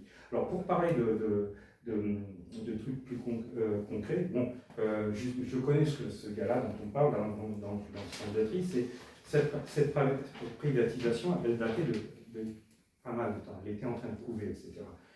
La camarade dirige la CGT avec d'autres militants qui ne sont pas lutte ouvrière, donc qui peuvent être du PC, etc., savaient que ça, c'était en train de se préparer. En fait, un des signalements coureurs, c'était que fin 2024 et 2025, la ristourne, comme ils appellent, qu'on les postiers, avait été supprimée par les intérimaires. Donc, qu'est-ce qu'a été la réaction de la militante de lutte ouvrière? C'est de faire confiance à la stratégie des autres bureaucrates, dire qu'on va contester, c'était la solution de la CGT, contester la légalité de l'appel d'offres qui a été fait. C'est tout. Le camarade, lui, il a dit pour moi que c'était assez tard dans le processus, mais il y a encore la puissance des processus, c'est qu'ils essaient de s'appeler à la résistance organisée de la classe ouvrière. C'est pas une confiance béate dans la force des ouvriers, ils sont obligés de donner des perspectives.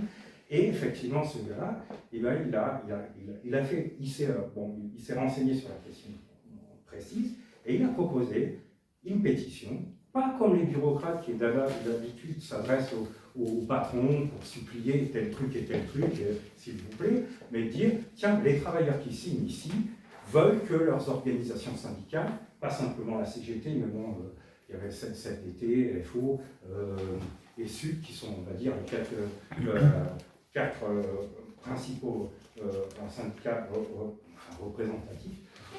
Pardon, et se battent pour abat la privatisation, pour que tous les ouvriers de la cantine qui étaient impliqués soient embauchés au plein statut de postier et que tout le monde, au moins pour cette question. Et face à cette stratégie qui cherchait à faire agir les syndicats, normalement les syndicats, s'ils ont une raison d'être, ce n'est pas des organes de lutte, rien.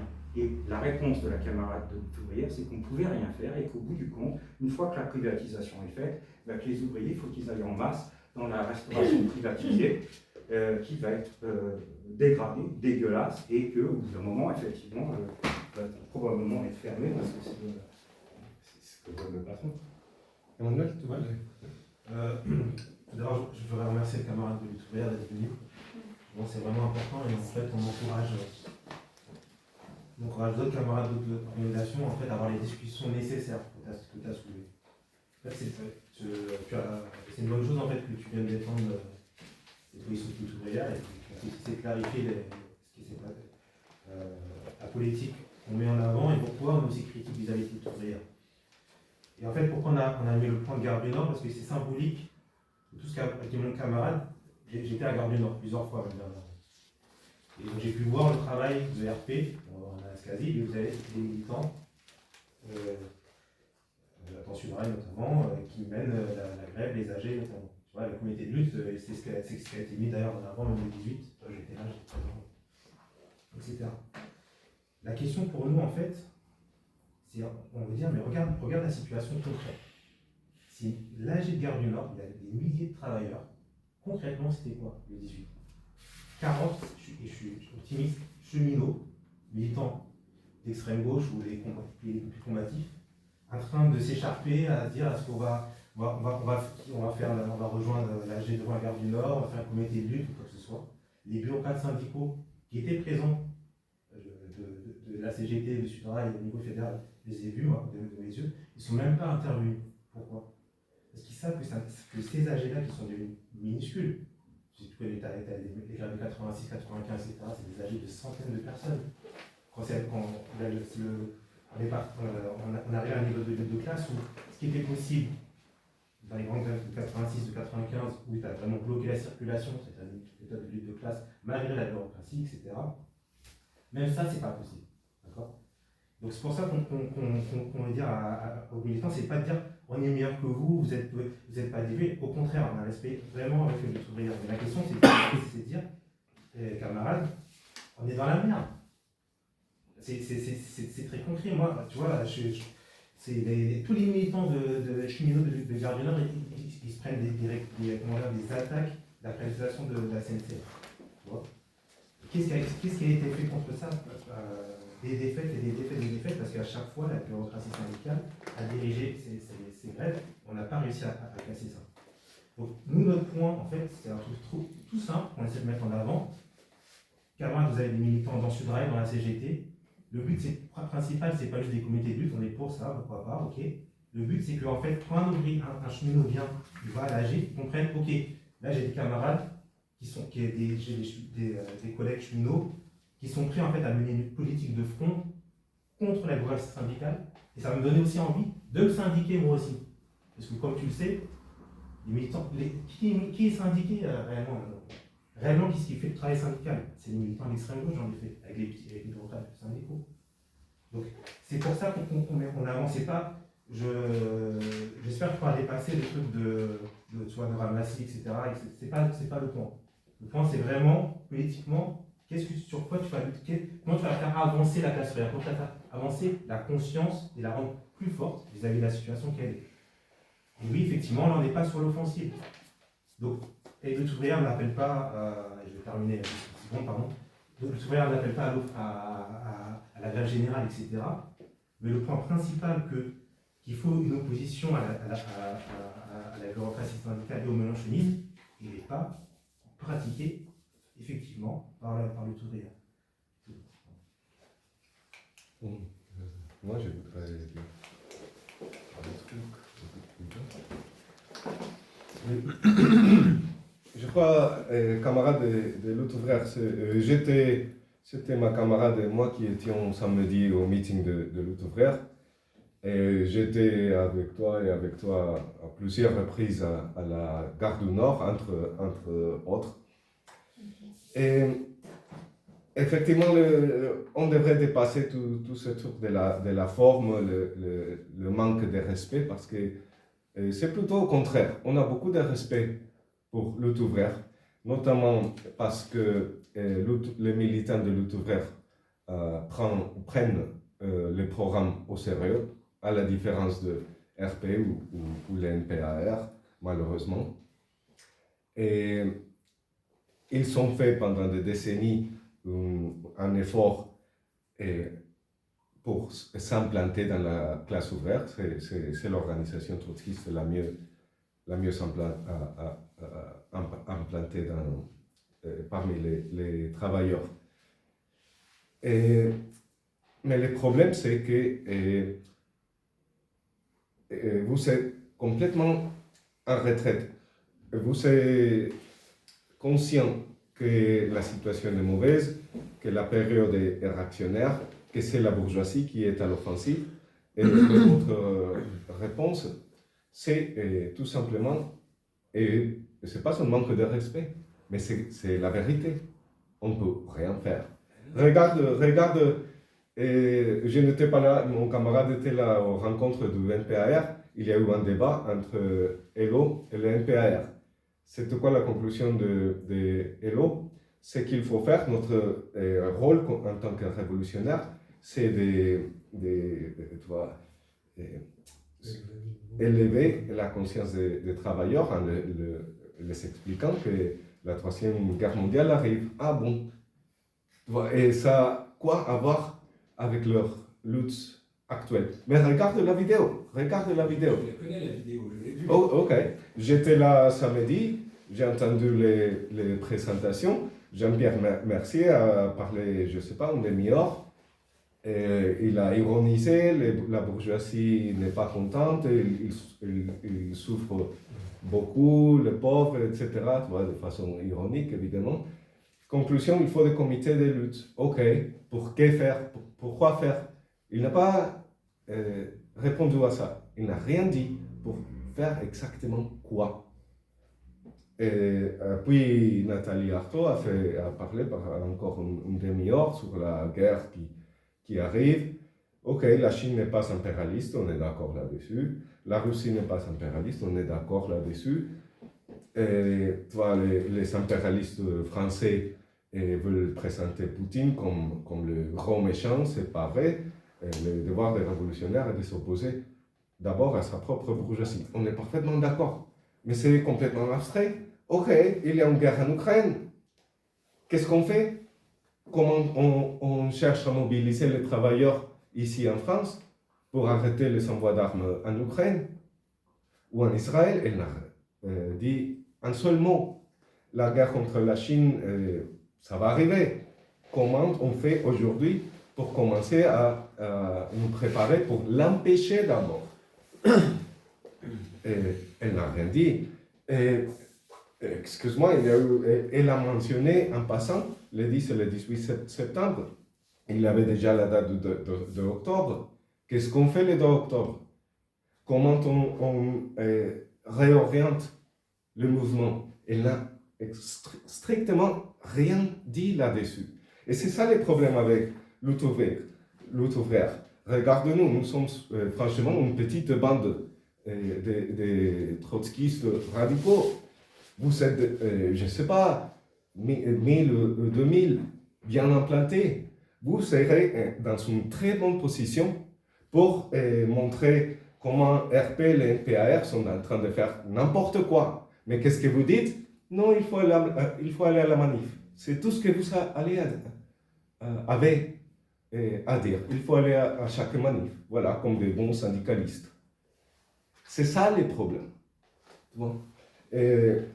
J'ai dit tout ça, bon, vous tirez les conclusions, il ne faut rien faire. Samedi, après le meeting avec un camarade à toi, il m'a dit non, tu n'as pas bien entendu la présentation de Nathalie. Ah bon, c'est quoi la tâche? Qu'est-ce qu'elle a dit?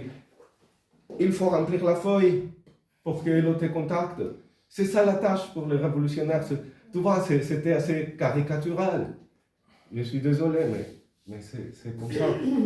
J'étais à la Gare du Nord, je te recommande de lire par exemple cet article.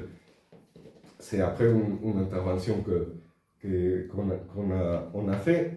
C'était la grève reconductible de décembre, c'était le 14 décembre, je crois le 12 décembre, quelque chose comme ça. Et la grève reconductible n'a même pas duré un jour parce que c'était une catastrophe complètement sabotée par les bureaucrates.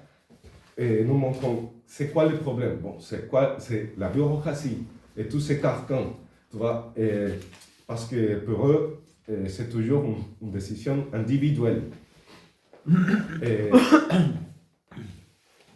Et chaque ouvrier doit décider s'il se met en grève ou non. Tu vois, c'est ça la loi imposée par les capitalistes. On respecte ça, c'est ça qu'ils disent les bureaucrates. Jamais on va faire un piquet de grève pour stopper la circulation des trains, etc. On ne peut pas combattre avec ces règles-là. On ne va jamais gagner. Tu vois. Et chaque fois, c'est les mêmes ramassis, si tu vois, ce n'est pas par manque de respect. Au contraire, c'est en fait l'avant-garde. C'est les mêmes ramassis des militants les plus conscients parmi les cheminots qui se mettent en grève.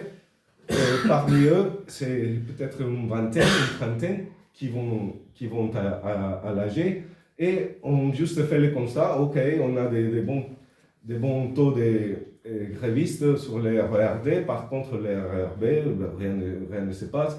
Et c'est toujours les mêmes militants qui sont toujours dans les AG.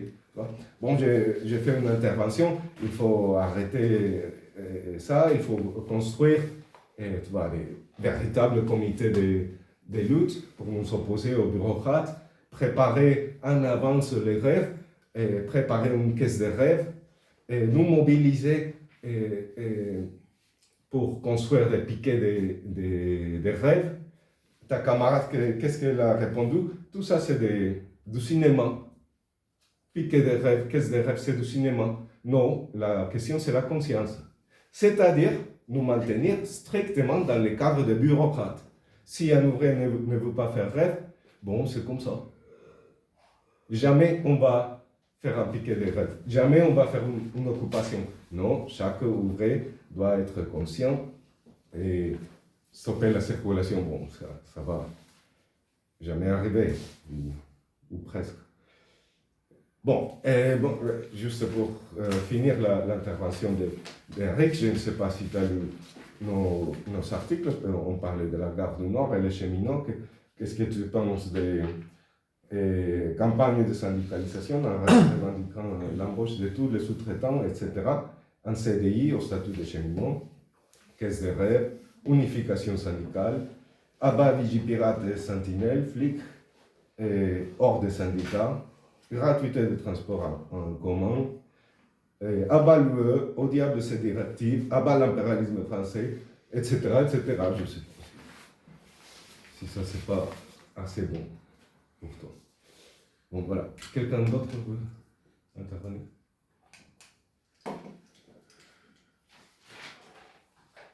Je veux bien, c'est possible de prendre la parole. Vas-y. Bon, j'entends tout ce que vous dites. Moi, j'étais pas aux AG de la gare du Nord, mais je connais un peu le problème de la gare du Nord, comme un peu partout. Comme tu l'as dit, il y avait très peu de gens, très peu de cheminots, une quarantaine, tu m'as dit, ça ne m'étonne pas. Bon, qu'est-ce que tu veux faire comme piquet de grève à 40 sur la gare du Nord? Ok? Donc il faut voir aussi, il faut faire attention à ce qu'on propose, etc. Je ne l'étais pas, je ne sais pas ce qu'ils proposent. On a un problème à la gare du Nord comme partout, et à la gare du Nord, on arrive à influencer quelques travailleurs, alors que dans bien des cas, on a du mal. C'est que notre problème, c'est d'essayer de faire que les travailleurs prennent la décision sur leur mouvement et ne font pas confiance aux bureaucraties syndicales. Bon, c'est tout ce qu'on essaye de faire un peu partout, c'est que ce soit les travailleurs qui maîtrisent leur mouvement au niveau où ils en sont. Bon, si c'est dans une grève, bah oui, on peut rappeler, on essaye de faire des comités de grève, c'est très difficile à cause de la pression des bureaucrates et du faible niveau de conscience des travailleurs. Les comités de lutte, c'est pour essayer d'anticiper avec ceux qui, bon, pour faire quelque chose où ce soit les travailleurs qui maîtrisent leur mouvement. Parce que ce qu'on essaye d'insister, c'est de se méfier des directions syndicales. Parce que chaque fois que les travailleurs se mettent en bagarre, bah, ils ont les directions syndicales qui les étouffent. Donc notre problème, il est là. En plus, à la gare du Nord, on a un problème particulier à cause de RP. Vous l'avez sûrement signalé, et vous en avez fait les échos. C'est que RP, leur problème, c'est de se rassembler tous dehors avec tout le monde. Et donc, ça sabote notre tentative d'essayer de faire que les cheminots qui se mobilisent à la gare du Nord et qui sont déjà peu nombreux prennent en main leur propre mouvement. Et donc ça les noie à l'extérieur sur le parvis où il va y avoir des gens qui viennent de partout, etc. Et donc ils ne maîtrisent plus leur mouvement parce que ce n'est pas des assemblées générales ce qu'il y a à l'extérieur. Hein, c'est des interventions de tout un tas de gens, c'est des sortes de nuits debout qui recommencent, etc. Bon, c'est pour ça qu'on a des problèmes spécifiques à la gare du Nord à cause de ça. Hein, donc je ne sais pas ce que ça influe ou pas.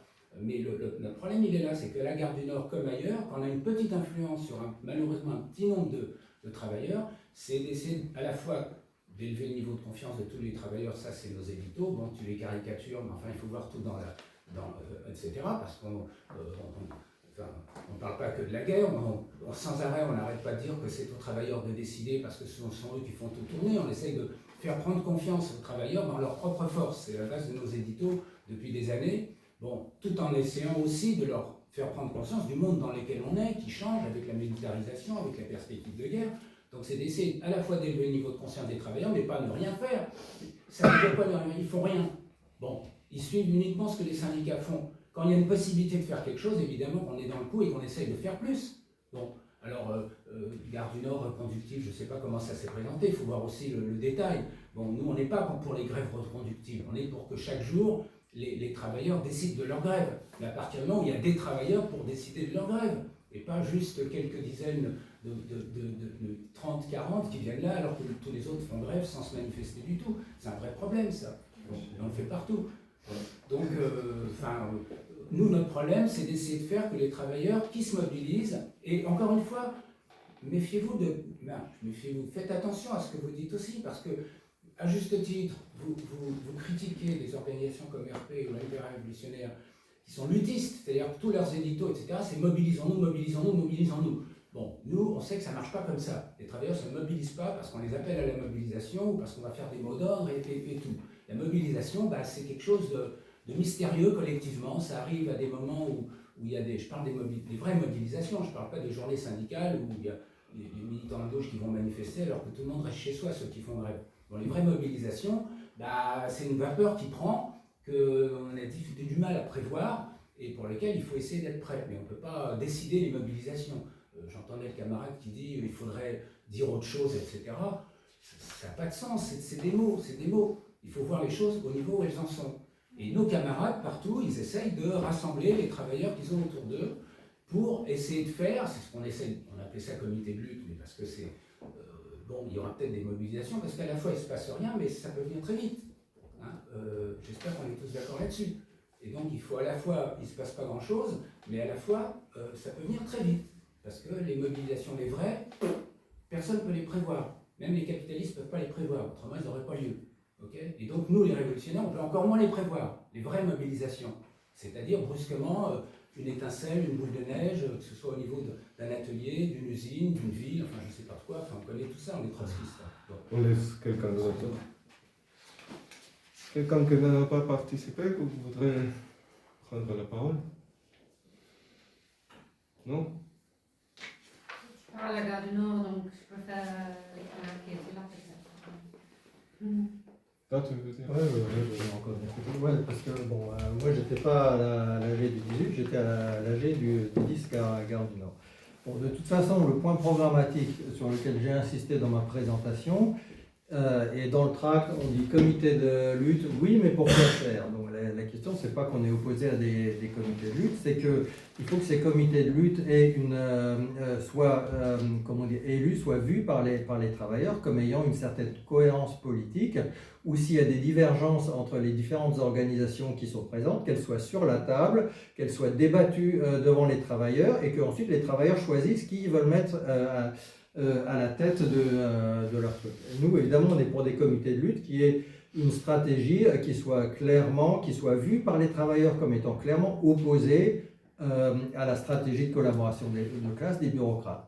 Alors peut-être que le mot ramassis, c'est pas le meilleur mot qu'on ait pu mettre, mais quand même j'étais choqué personnellement par ce qui s'est passé le 10, donc c'était à l'initiative de Lutte ouvrière.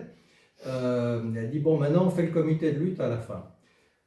Ouais, d'abord un truc quand même, ce qu'il y a de remarquable, c'est que tu décris de façon tout à fait correcte le problème avec RP, que RP en fait, ils sont intervenus le 10 pour dissoudre l'Assemblée Générale des Travailleurs dans un rassemblement mélanchoniste devant la gare.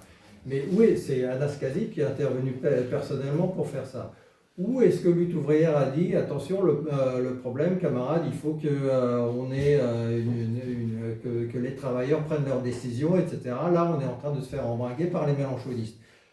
Et si LO avait fait ça, on aurait un autre débat aujourd'hui, mais ce qui s'est passé dans cet AG, c'est que LO a complètement capitulé devant RP et l'AG a été dissoute pour aller là-bas. Et le comité de lutte a été élu, tout ça organisé par, comment il s'appelle, Eric, hein, le mec de LO sur place. Il a dit bon, qui est-ce qui veut se mettre au comité de lutte? Mettez-vous devant le micro là, et puis tous ceux qui voulaient pouvaient se mettre devant. Qu'est-ce que ces mecs-là ils avaient comme politique? Personne ne sait. Il y en a un, je le connais de la fête de LO, c'est un militant qui est lié à l'EC, les exilistes grecs là. Je ne sais pas comment il s'appelle. En tout cas, je ne l'ai jamais vu ni d'Adam ni d'Ève sur la gare du Nord. Et s'il est cheminot, ça fait au moins 15 ans qu'il est retraité. Ce mec-là, il n'avait pas ouvert la bouche de toute l'AG. Ce mec-là, il se met devant et il est élu sur le comité de lutte. Qu'est-ce que c'est que ça comme comité de lutte? C'est pas comme ça que les travailleurs vont organiser leur propre lutte, en fait. Et pourquoi? Parce que Lutte ouvrière, comme on l'a expliqué en long et en large, en fait, est incapable de mener une lutte politique face d'un côté aux mélanchonistes et de l'autre côté à RP et aux bureaucrates syndicaux, quoi. Tout ça, c'est vraiment regrettable. Alors, mon camarade a parlé de la Chine. Là aussi, c'est vraiment un peu dommage parce que Lutte ouvrière, c'est pratiquement la seule organisation dans ce pays. Bon, elle a des théories, évidemment, on considère que c'est complètement, ça ne tient pas debout sur la nature de classe de la Chine, bon, admettons. Mais au moins, Lutte ouvrière, c'est tout à fait remarquable et on apprécie ça fortement. Lutte ouvrière considère que face à la menace imminente d'attaque des États-Unis, hein, les États-Unis sont en train de préparer la guerre contre la Chine, que Lutte ouvrière prendra la défense de la Chine. Très bien. On trouve que c'est remarquable que Lutte ouvrière, face à la campagne anticommuniste et tout ça, tienne le coup là-dessus. Mais qu'est-ce qu'elle fait concrètement pour faire avancer ça, ou dans la guerre en Ukraine, pour s'opposer à la stratégie de collaboration de classe et pro-impérialiste des directions syndicales? C'est là qu'est le problème avec Lutte ouvrière, quoi.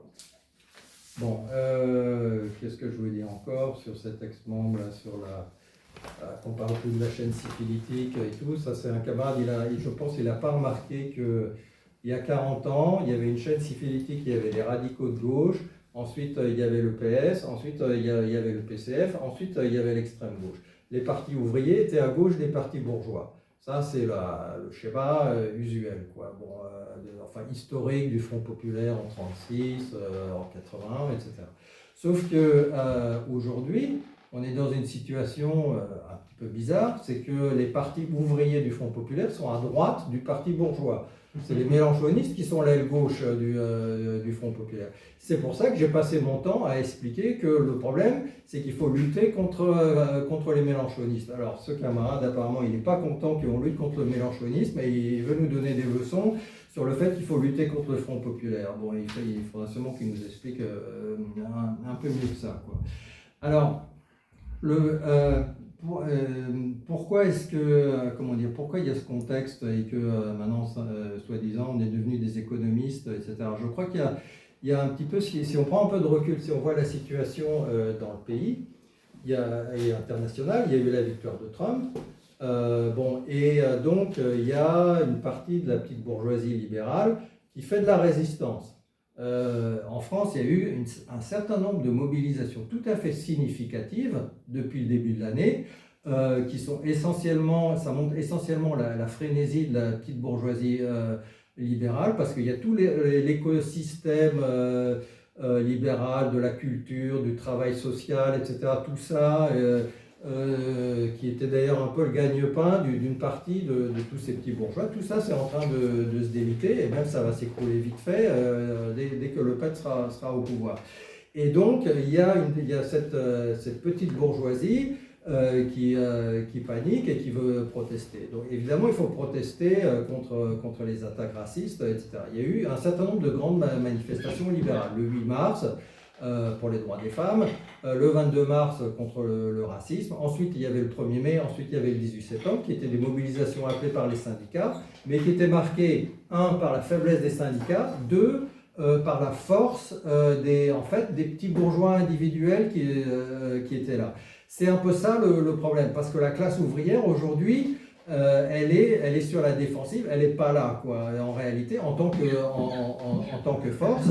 Et de l'autre côté, vous avez l'extrême gauche qui est de plus en plus isolée. C'est pour ça que la tâche à laquelle sont confrontés les révolutionnaires, c'est justement de recoller les morceaux. C'est d'essayer de retrouver le chemin de la classe ouvrière pour lui donner une direction qui soit réaliste et qui permette d'avancer pour rompre avec les mélenchonistes et les bureaucrates syndicaux, quoi. Donc, c'est un peu ce genre de questions qu'on avance, et on essaie de montrer dans les luttes, effectivement, un programme qui soit plus large, comme l'a expliqué mon camarade, comme tout le monde peut le lire dans notre propagande. Quand on intervient dans la classe ouvrière, c'est pas simplement pour demander des salaires ou ce genre de choses, mais c'est pour essayer de présenter les questions d'un point de vue large et de montrer à la classe ouvrière qu'il est dans son intérêt à elle, y compris les travailleurs blancs, les hommes blancs et tout qui sont dans la classe ouvrière, qui sont la majorité de la classe ouvrière dans ce pays, qu'il est dans leur intérêt à eux,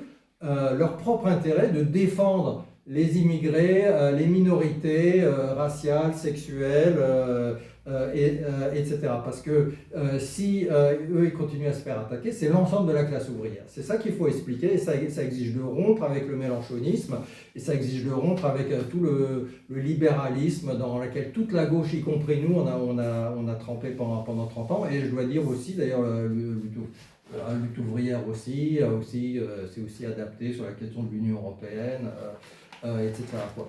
Donc ça, c'est un aspect qui est essentiel, étant donné la situation désastreuse dans laquelle se trouve le mouvement ouvrier. Et si on commence à regagner une certaine autorité dans la classe ouvrière, on sera effectivement en meilleure position pour donner une perspective prolétarienne aux différents mouvements des opprimés. Évidemment, on n'attend pas pour autant, on va dans les manifestations palestines, on essaie d'intervenir dans le mouvement trans, dans le mouvement pour les immigrés, etc., afin de leur donner ce qui leur manque, c'était une perspective de classe prolétarienne indépendante. Ouais. C'est comme ça que nous, on conçoit que on peut lutter pour un parti léniniste d'avant-garde qui pourra mener la révolution dans ce pays. Voilà.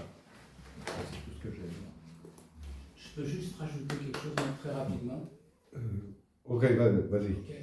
Donc, ce que je veux dire, c'est que on discute de la gare du Nord, de la Poste, etc. C'est des situations merdiques où il n'y a pas grand monde qui est mobilisé, etc. Mais moi, je préférais que vous basiez vos analyses sur les moments où on a eu la chance d'être là avec un peu de vapeur de la classe ouvrière, hein, parce que ce que je veux dire aussi, c'est un aparté, on n'est pas si implanté que vous avez l'air de le dire. Hein, c'est beaucoup plus compliqué que ça. Okay, donc ça, faut le savoir. Donc il vaudrait mieux que vous basiez vos analyses sur les ouvrières, sur les moments rares, un peu exceptionnels, où il y avait un peu de vapeur et mes camarades ont été en situation d'essayer de faire quelque chose au lieu de rien faire, comme tu le disais. Je parle de Michelin Cholet, bon, récemment, je parle de Stellantis, et actuel, et pour remonter dans le passé quand même, parce que ça fait partie de notre ADN, hein, que ce soit la grève du Crédit Lyonnais en 1974, que ce soit les grèves de Chausson en 1975 ou en 1986, etc. Et je ne parle même pas de la grève de 1947 à Renault. Donc, ça serait bien que vous essayiez de comprendre à travers ces expériences-là ce qu'on veut ou ce qu'on ne veut pas, plutôt que des situations merdiques et compliquées, comme par exemple celle de la gare du Nord dont on parlait. Quelqu'un d'autre?